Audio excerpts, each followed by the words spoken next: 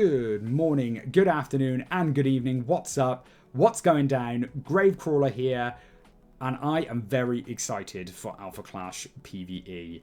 I have watched the Team Covenant stream through a couple of times now, and shout out to Team Covenant. This is where I've pulled some of the screenshots that I'm about to use throughout this video from. So thank you very much for that, and thank you to Rising Empire Studios for doing that. It was really fun to see. And I, for one, am very excited to get my hands on the full experience when it comes out. I think at some point this summer. Anyway, the reason why I wanted to make this video, I suppose I wanted to use it as a kind of framing tool for... wanted to get my thoughts out there regarding deck building and what I'm looking for when it comes to deck building. And the first card I want to talk about and bring up is Burly Enforcer. Now, this is a 1/5, and the reason why I've got this card up on the screen is because 5 is the number I want you to pay attention to here. 5 defense is the highest stat as standard amongst all minions that have been revealed thus far. So it is going to be an important stat because you're going to have to deal with cards like this. So removal that is damage 5 is going to be very, very important. The average stat seems to hover at around 3 for most cards. Now, I have looked through all the cards revealed, and yeah, this is the highest. But as a result, it's kind of easy to say, but you know what I'm going to get at here. I think Here Comes the Boom is going to be one of the key cards for this game mode. 5 damage, deals that Burly Enforcer, and deals with everything else in the minion deck, in the boss deck, except if you were to buff a minion generically, which is an ability that the boss does have access to. You turn the card backwards and there's a little +1/+1 icon on there, and that can buff them beyond 5. But yeah, it can. Here Comes the Boom is fantastic. It board wipes, it does everything it needs to do. It's fantastic. It's important to mention as well, it is damage, whereas I believe there's a rule that means that like permanent minusing effects, for example, don't take place in the PvE mode. So you can't just have a clash ground out that just -1/-1s everything. It has to be targeted in that instance, whereas Here Comes the Boom does happen, and it does deal 5 damage. Now, yes, there is the downside that it can hit your allies as well, but if you time this card right, it can board wipe the boss. Yeah, nothing else really needs to be said here, does it? Card's fantastic. It was used on stream to great effect as well.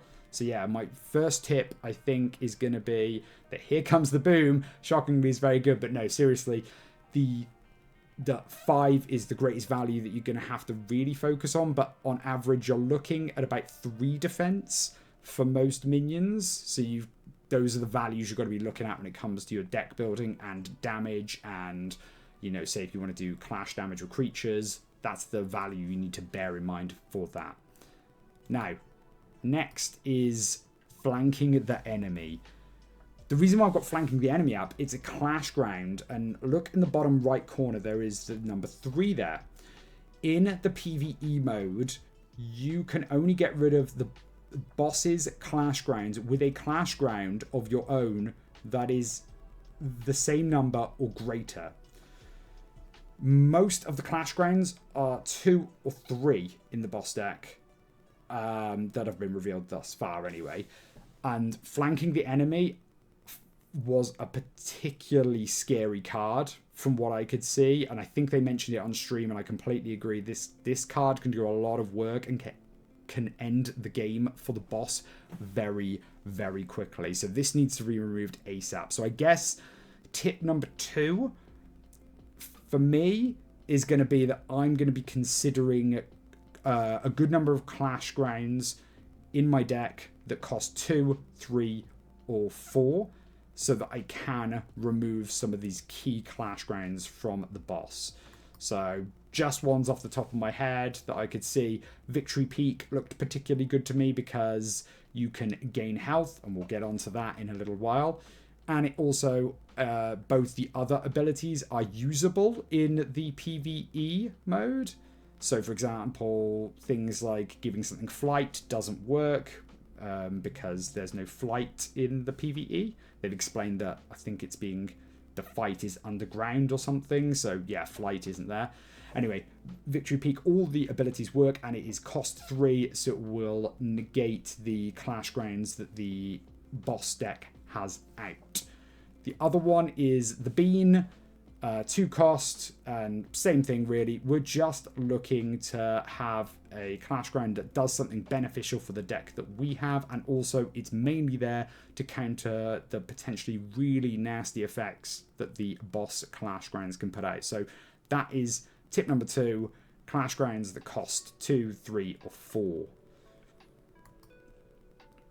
Gur is the next card I want to talk about, and specifically regarding Gur, it is his ability. It says, defeat, shuffle this card into the minion deck, then put the top card of the minion deck into play engaged. Each opponent loses health equal to the number of minions in play. This effect may only trigger once per turn. Direct damage. There is a good number of cards in the boss deck that deal direct damage to players. It is not just good enough to sit back behind a good board state.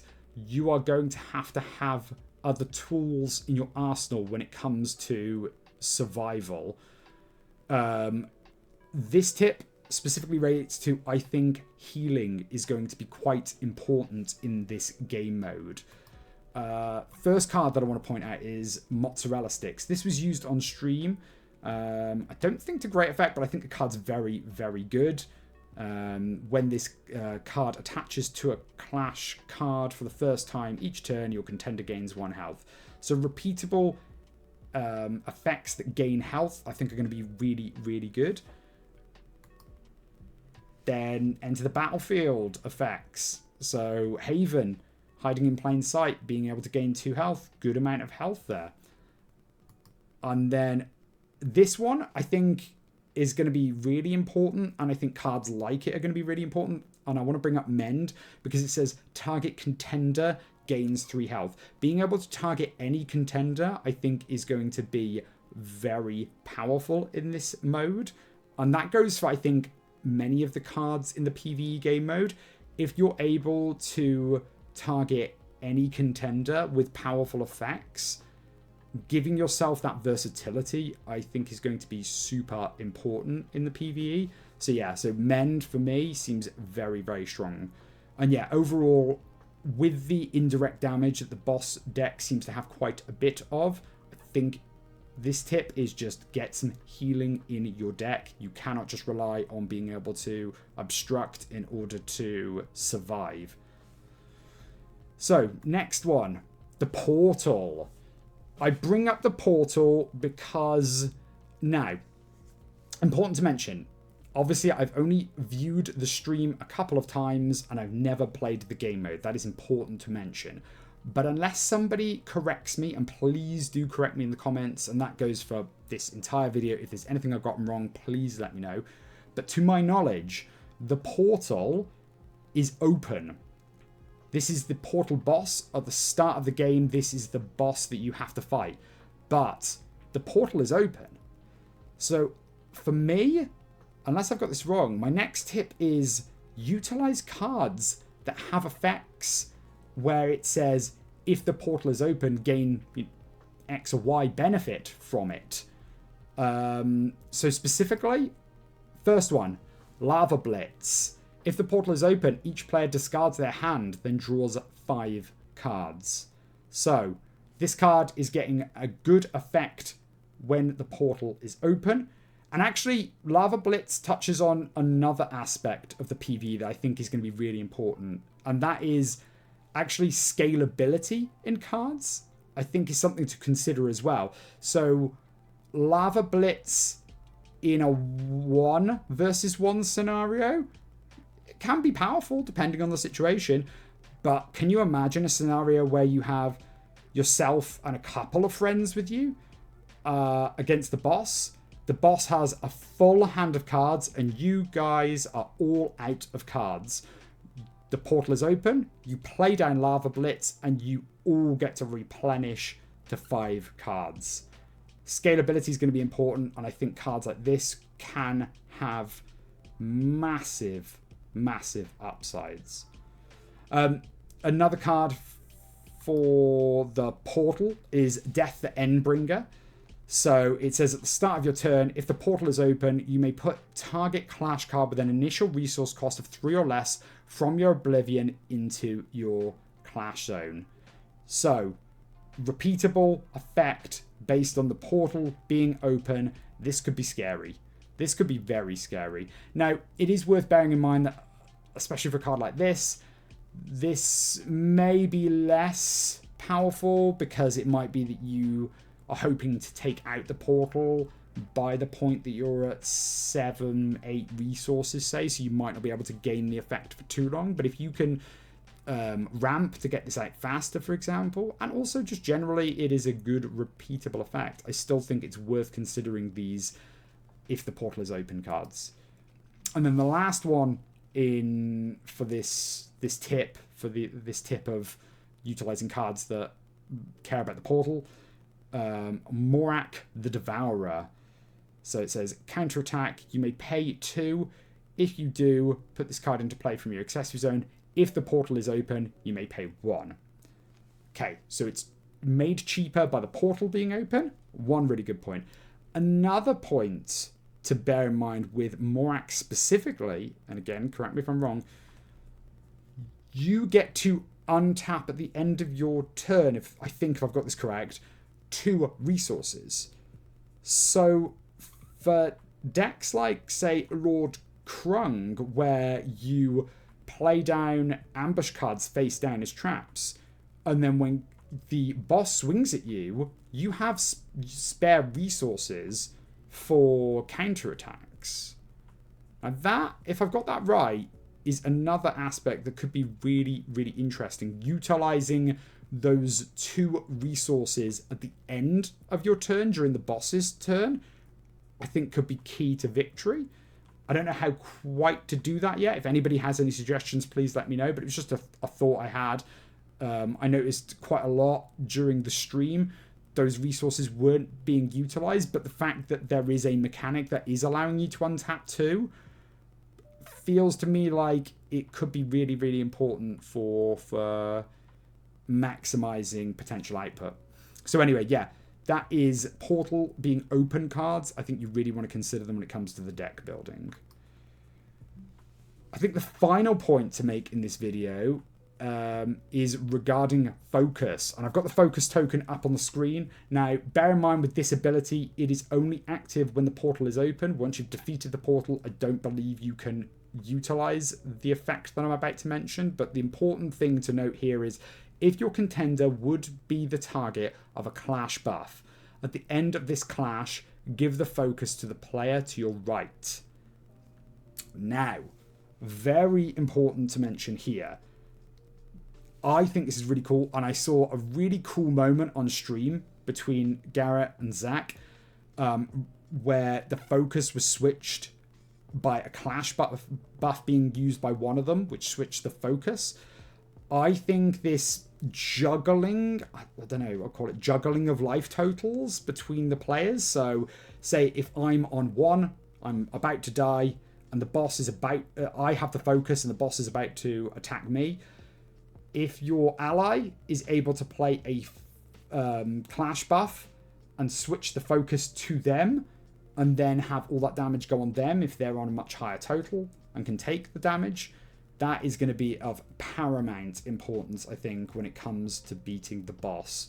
So I guess the tip here is have good clash buffs available to you to be able to use at a moment's notice to stop damage hitting players that might be taken out. So the card I've picked as an example here is Incoming Support, and it's not only is it a great clash buff, but it brings up another point that I think is super important. They mentioned it on stream, but it's worth repeating when it comes to the deck building. There is no ban list when it comes to the PvE. So all of these banned cards like Incoming Support, All those set 1 0 cost clash buffs, put them in your deck. They are incredibly powerful. The boss does not play fair. Why should we? So yeah, incoming support is the card I've picked here. And just generally, I suppose the tip is just have a good amount of powerful clash buffs to switch the focus on. And anyway, that's it from me. I hope that is helpful to some people. And if anybody has any other tips or thoughts that they had from watching the stream, please let me know in the comment section below. I'd love to have a bit of discussion in regards to what cards people think are powerful, or what decks people are brewing, or just generally your thoughts on the PvE. I, for one, am really excited for it. I think it is a great alternative outlet for cards to be used in Alpha Clash. It means that it can support players that might not have a local scene to be able to play either solo or with people at the kitchen table in a non-competitive environment. And also, I think that it can broaden the scope of deck building in unique ways. And I think the designers can really push the boundaries when it comes to supporting cards that in PvP you would gather dust in your folder, but might come out for a specific reason in the PvE. Anyway, thank you guys very, very much for watching, and I'll see you later. Bye-bye for now.